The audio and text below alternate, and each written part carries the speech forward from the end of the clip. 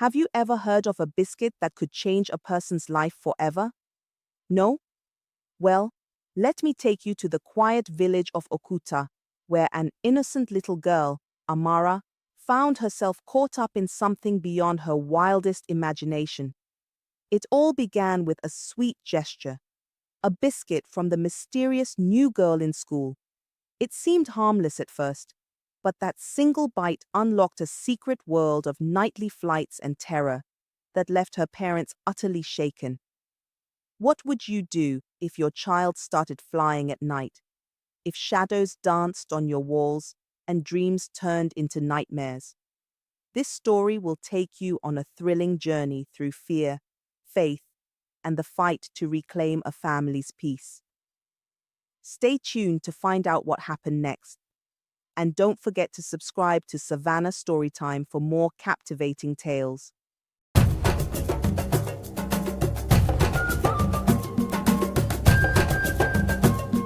The village of Okuta was as peaceful as its name suggested, nestled amidst dense forests and the gentle hum of distant rivers. Life moved slowly, with children's laughter often ringing through the air, especially at Okuta Community Primary School, where Amara, a bright and cheerful girl, spent her days. It was just another ordinary school day when Ifunanya, the new girl, joined the class. Ifunanya's presence was peculiar. Her eyes carried a strange glint, and her smile, though warm, seemed to hold secrets. Over the next week, she slowly began to mingle, sharing biscuits with the other students during break time. Her generosity earned her some attention, but most children, including Amara, seemed indifferent to her gestures. One fateful day, however, misfortune struck Amara. During break, as she carried her favorite lunch of yam and palm oil stew, her food flask slipped from her hands, crashing to the ground. The sight of her ruined meal brought tears to her eyes, and her classmates, too caught up in their games, offered no solace. That was when Ifunanya approached her, holding out a neatly wrapped biscuit with a smile.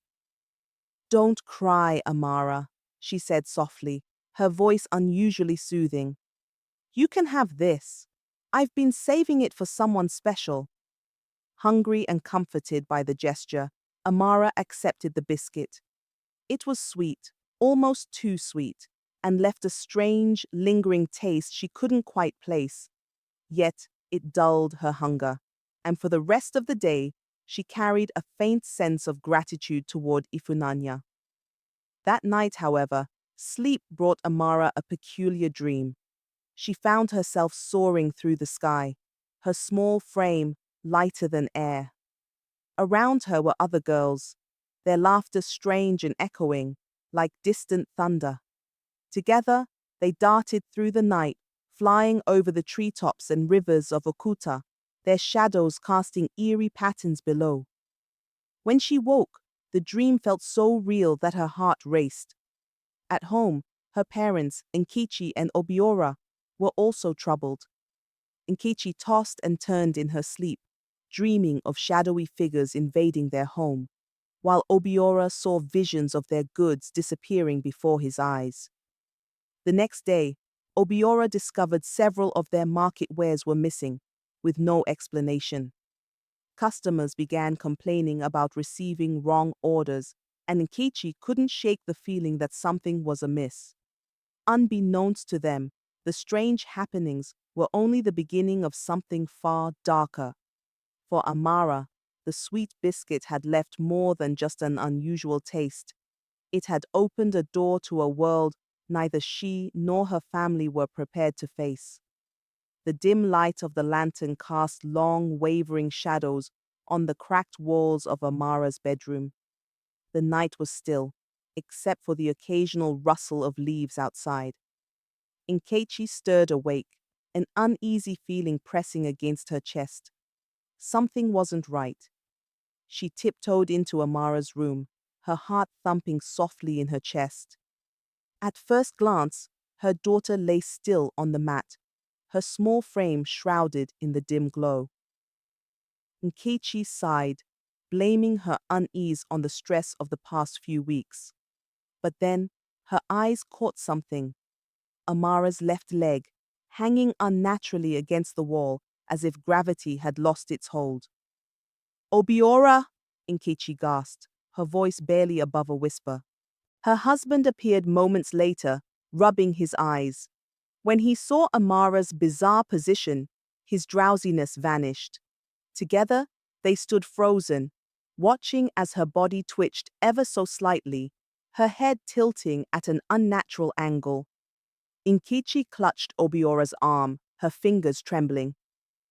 They retreated, closing the door quietly, as though afraid to wake a sleeping beast.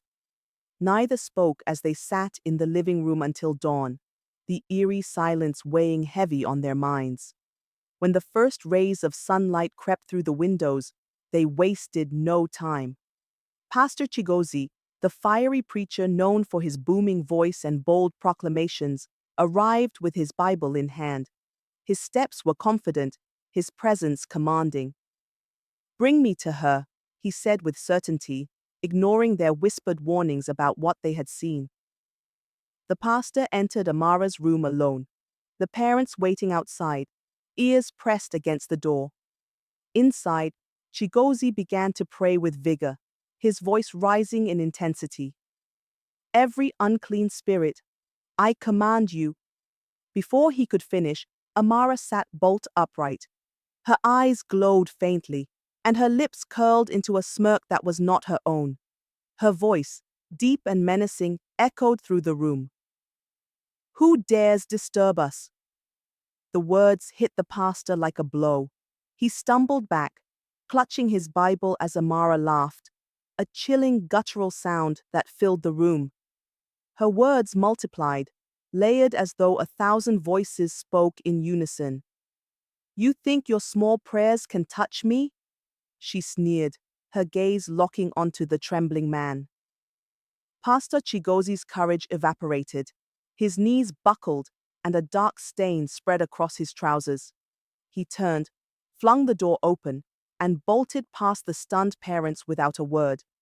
His Bible lay abandoned on the floor. Nkechi and Obiora exchanged horrified glances, their last shred of hope dissolving. The house felt colder, darker, as they realized they were far from the end of this nightmare. Days later, Amara's parents had found another solution to cure their possessed child.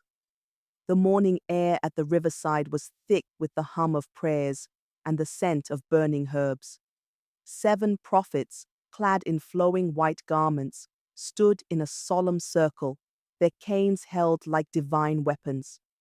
The leader, Prophet Agada, raised his hand, signaling the start of what he assured Amara's parents would be her final deliverance.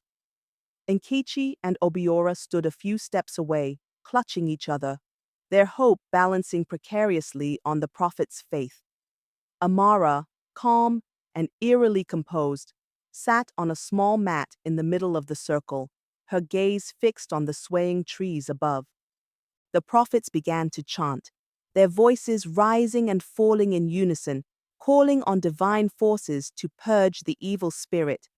The rhythm grew louder, and one by one, they raised their canes high above their heads. "By fire! By thunder!" Prophet Agada bellowed. As the first cane swung down toward Amara, she moved faster than anyone expected, snatching it mid-air. The prophets froze, their chants trailing off into stunned silence. For a moment, all that could be heard was the rustle of leaves and the distant croak of a frog. Then, with an agility that defied her small frame, Amara sprang to her feet, brandishing the cane like a warrior in battle. "Who's next?" she asked, her voice dripping with mischief. Before they could react, Amara lashed out, strikingly grabbed the cane in Prophet Agada's hand and wiping him squarely on the buttock. He yelped, hopping backward, his hands flailing. The other prophet scrambled to intervene, but Amara was faster. Like a whirlwind, she darted between them, delivering swift and precise hit that sent them tumbling into the dirt. the riverside erupted into chaos. One prophet tripped over his garment, landing face first in the mud. Another dove into the shallow water, shouting, "Retreat! Retreat!" By the time it was over, the 7 prophets were scattered like defeated warriors. Prophet Agada, clutching his buttock, managed to stagger toward Nkechi and Obiora. His once confident face was now pale and drenched in sweat. This child is beyond us," he stammered, avoiding Amara's triumphant gaze. Nkechi and Obiora stood in stunned silence as Amara calmly placed the cane on the ground and sat back on the mat, her face as innocent as the rising sun. "Well," she said softly, "that was fun." And with that, the great prophets of Okuta limped away, their chants replaced by muttered prayers for their own safety. Another solution came when Nkechi's childhood friend referred her to an herbalist, Baba Arinze. The trek to his shrine felt like a last, desperate roll of the dice. Nkechi held tightly to Amara's hand, her steps quick and her heart heavy with both fear and hope. The small thatched structure loomed ahead, shrouded in an eerie quietness. Inside, the air was thick with the pungent smell of herbs, animal skins hanging like trophies, and a flickering oil lamp casting long, jittery shadows on the walls. Baba Arinze, a wiry man with a white beard and an oversized red cap, looked up from his concoctions as they entered. His piercing eyes narrowed at Amara, then widened in shock. For a brief moment, time seemed to stand still. Then, without warning, he dropped to his knees, his head almost grazing the dusty floor. "Ah, my mother has come," he exclaimed, his voice trembling. "I recognize your power, Great One. You are one of them, the Mothers of the Night." Nkechi stood frozen, her mouth ajar. Obiora, who had followed at a distance, poked his head through the door and stopped mid-step, his confusion mixing with growing annoyance. "Baba, we brought her here for help," Nkechi cried, her voice breaking. "This girl is turning our lives upside down." But Baba Arinze refused to rise, his forehead pressed firmly to the ground. "Help! Help who? No, no, I cannot. She is my superior. She is my leader." His words were accompanied by theatrical hand gestures, as if warding off invisible forces. Amara, meanwhile, stood quietly, a small smirk playing at the corners of her lips. Nkechi's frustration boiled over. "So, you mean to say you can't do anything?" she asked, her voice loud enough to rattle the herbs hanging on the walls. Baba Arinze finally looked up, beads of sweat rolling down his face. "Do anything? No, madam, you don't understand. This one," he said, pointing shakily at Amara. "It's not just anyone. She is beyond me. I cannot help you." Obiora groaned loudly from the doorway. "So we wasted our time here?" Baba Arinze nodded vigorously. "Yes, go in peace, but please, don't bring her back here. Ever." Defeated and utterly confused, Nkechi grabbed Amara's hand and stormed out, Obiora shaking his head in frustration behind them. As they walked away, Baba Arinze's voice followed them, chanting prayers and pleas for protection as if trying to cleanse his shrine from their visit. By the time they got home, Nkechi slammed the door shut and threw her hands in the air. "Even the herbalist is scared of her," she wailed, slumping into a chair. "What are we going to do now?"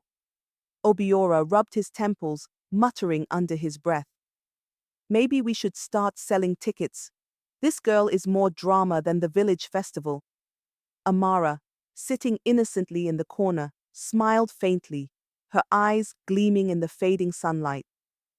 It was a quiet, tense night in the Obiora household. The flickering light of a kerosene lamp cast shadows across the walls as the family awaited their last hope. Chibuzor, Obiora's younger brother, fresh from the city and full of zeal, as the president of his university's Christian fellowship.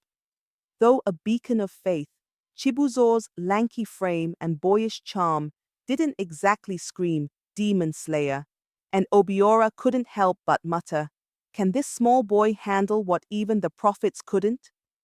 Midnight struck, and as the household lay in restless sleep, a soft hum emerged from Chibuzor's corner of the house. It grew louder and more fervent until it became a thunderous cry of prayer. His words rang through the house like war drums. "Every evil hand over this house, let it be broken in Jesus' name." Suddenly, a piercing scream shattered the stillness. Amara's voice erupted from her room, sending Nkechi bolting upright. Obiora, startled, whispered, "Chibuzor!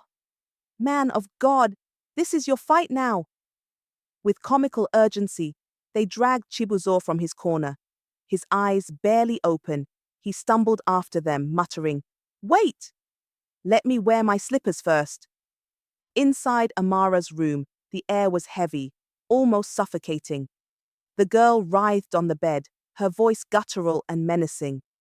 Obiora pushed Chibuzor forward, shouting, "Man of God, do something!" Groggy but resolute, Chibuzor extended a trembling hand and placed it on Amara's forehead. "In the name of Jesus, you unclean spirit, leave this child now." Amara's body convulsed violently before collapsing. A hush fell over the room as she began to sob. Tears streamed down her face as she confessed, her voice small and frail. "It was Ifunanya. She gave me the biscuit, and I ate it. That's how I joined them." She paused, trembling. "They told me to destroy your business as my first mission, and I obeyed." Chibuzor didn't flinch. He prayed with renewed vigor, rebuking every lingering trace of darkness. Minutes later, Amara sat up, her face calm, her eyes clearer than they had been in weeks. The room was filled with an unexplainable peace. Nkechi fell to her knees, weeping with relief.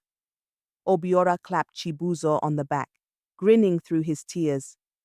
"You truly are a man of God. I doubted you, but look at what you've done." Chibuzor smiled faintly, exhausted but satisfied. "It's not me, uncle. It's God." Amara reached out to her parents, clinging to them as she sobbed. For the first time in weeks, the weight over the Obiora household lifted. Peace returned, at least for the night. The morning sun bathed the assembly ground of Okuta Community Primary School in a golden glow as students gathered, chattering excitedly. The week's end brought a sense of relief to both teachers and pupils, and Friday fellowship was a cherished tradition. But today, the atmosphere felt different, charged with an unspoken tension. Chibuzor stood beside Headmaster Enadozi, a tall man with a no-nonsense demeanor, but kind eyes that now flickered with curiosity and concern. After a brief introduction, Chibuzor requested permission to lead the students in prayer. The headmaster, though skeptical, nodded. "Let's see what God can do," he said, stepping aside. Chibuzor stepped forward, his voice steady yet fervent as he addressed the assembly. "Children, we are gathered here not just to pray, but to seek freedom. Freedom from anything that may be holding us back." His words carried weight, resonating even with the youngest pupils. As the prayers began, a ripple of unease spread through the crowd. Chibuzor's voice grew louder, more commanding, as he called on the presence of God. Suddenly, a piercing scream shattered the calm. All eyes turned to Ifunanya, who was now on her knees, clutching her head.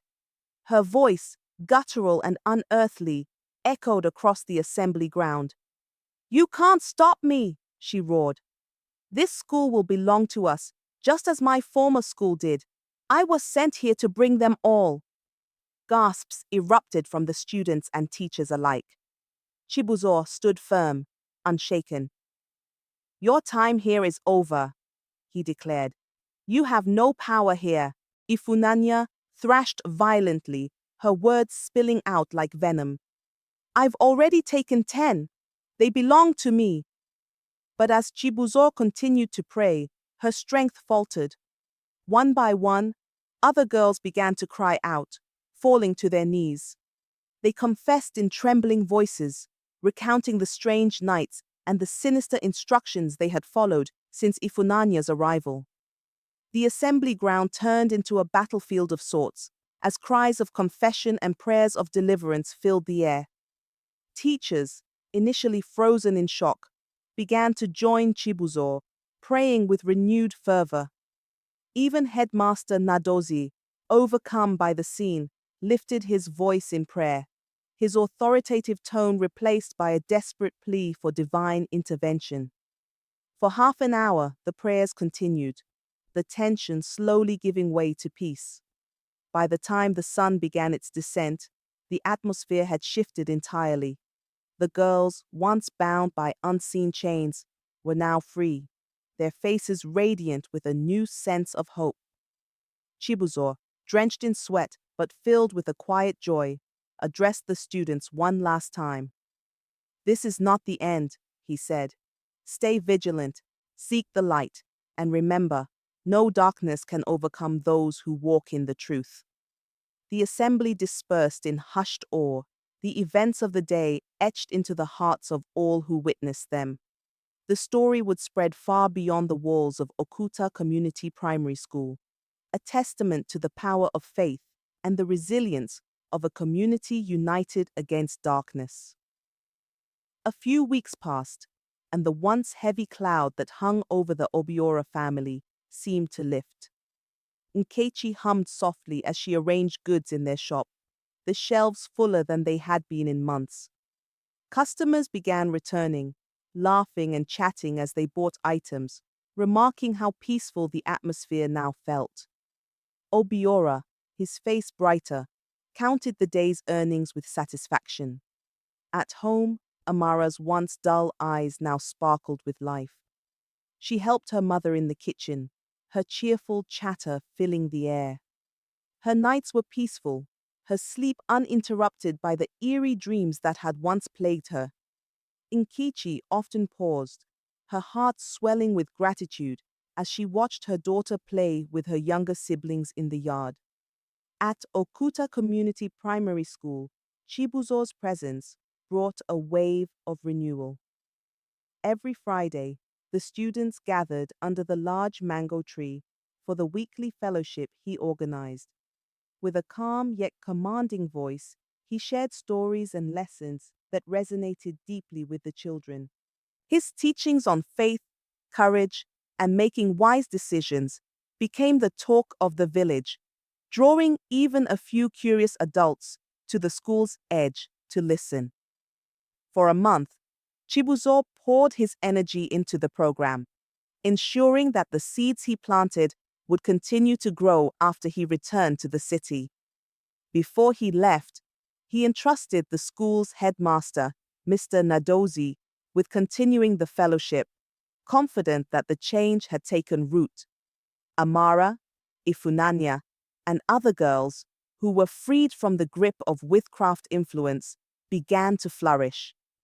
Their laughter echoed across the schoolyard as they played, and their teachers noticed a renewed enthusiasm in their studies. Ifunanya's parents, filled with joyful, spoke of how terrible their daughter had been for a year, giving them commands they must obey or face bad consequences. The story of Amara and Ifunanya's deliverance spread throughout Okuta, becoming a beacon of hope and a lesson for all. Parents spoke in hushed tones about the dangers of carelessness, while others marveled at the power of faith and unity. The village, once shaken by fear, found a renewed sense of vigilance and community support. As Chibuzor waved goodbye from the dusty road, Nkechi and Obiora stood proudly beside Amara, their hearts filled with gratitude. In the silence of that moment, they knew their family's journey had become more than just a personal victory. It was a story of restoration for an entire village. As Amara and her family reclaimed their peace, the village stood stronger, more united, and forever changed. But even as Okuta basked in its newfound calm, questions lingered in the shadows. Who orchestrated Ifunanya's arrival?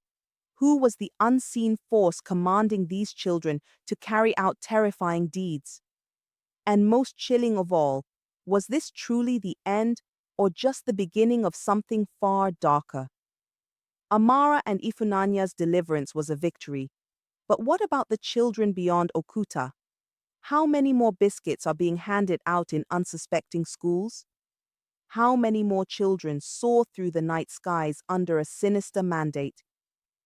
If this story gripped your heart, left you with questions, or sparked your imagination, then stay with us, because the answers may be closer than you think. Subscribe to Savannah Storytime, where more mysteries, lessons, and captivating tales await.